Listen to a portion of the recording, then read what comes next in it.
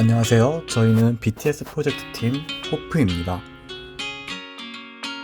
저희 팀은 김석현, 정승규, 김경민, 이혜민, 김시우, 지강선, 그 외 박근원 교수님 연구실 등 다양한 곳에서 연구 협조를 받아 프로젝트를 진행하였습니다.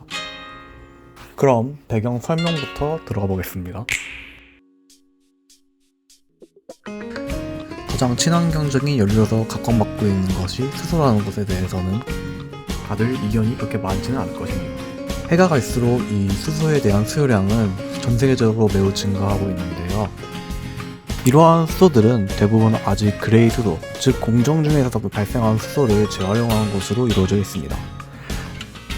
지속 가능한 발전을 위해서는 그레이 수소 외에도 친환경적으로 수소를 생산하는 방식이 필요한데요. 보통 이러한 수소 생산 방식에는 지구에서 가장 쉽게 구할 수 있는 물질 중 하나인 물을 이용하게 됩니다. 정확히는 물을 전기분해하여 수소를 얻게 되는데요. 이러한 방식은 전극이나 전해질 등 다양한 물질이 소모된다는 등의 단점이 존재합니다. 이러한 문제점을 해결하기 위해 이용되는 것이 빛을 사용해 물을 분해할 수 있는 촉매인 광촉매입니다. 광촉매는 빛을 받으면 촉매 내 원자가 띠에서 전도띠로 전자가 역이되고, 이에 따라 전자 전공쌍이 만들어져 각각의 계면상에서 산화환원 반응이 일어나게 됩니다. 다시 말해 빛 에너지를 직접 화학 반응에 이용할 수 있게 되는 것이죠. 하지만 아직 자외선 영역대에서만 제대로 된 효율이 나오는 등 한계가 많습니다. 이를 보조하기 위해 금속 나노 입자에서의 표면 플라즈모 현상을 이용합니다.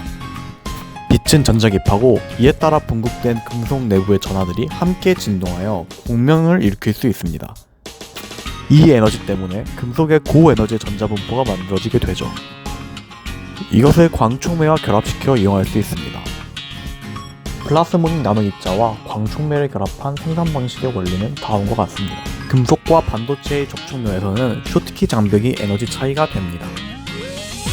따라서 근접외선 영역에 빛을 비춰줄 때 광촉매 부분에서는 에너지가 충분하지 않아 요이되지 못하지만, 금속 부분에서는 플라즈몬 현상에 의해 만들어진 고에너지 준위의 전자가 이 장벽을 넘어 전도띠로 이동할 수 있습니다.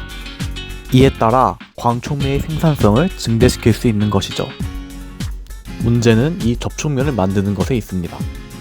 일반적으로 이러한 방식은 금속 나노 입자를 광촉매 필름 위에 뿌려주는 것으로 제작되지만, 이는 광촉매와의 접촉면이 적고 오히려 나노 입자가 빛을 가리게 되는 등의 여러가지 문제점이 있습니다.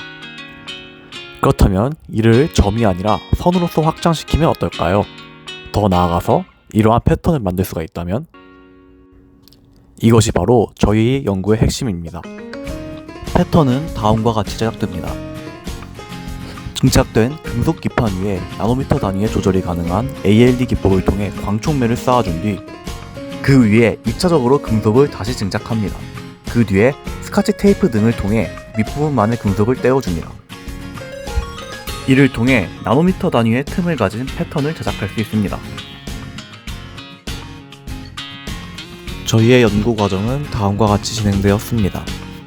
논문 조사 등을 통해 다양한 측면에서 실험에 적합한 소재를 탐색하고, 앞서 말한 아토믹 레이어 리소그래피를 통해 소자를 제작했으며, 그 후 해당하는 소자를 수중에서 레이저를 조사하며 발생하는 수소를 포집한 뒤, 그 양을 가스 크로마토그래피로 측정하고 레이저의 세기가 과도하진 않은지 손상 정도를 확인하였습니다. 다음은 연구 결과입니다. 우리는 두 가지 시료에 대한 결과에서 모두 특정 시간이 지난 후에 수소 생산량이 급격히 증가하는 것을 확인하였습니다. 이에 따라 우리는 생성된 플라즈마가 열적인 에너지로 작용하여 물을 분해 수소 생산량에 영향을 끼쳤다 생각하였습니다.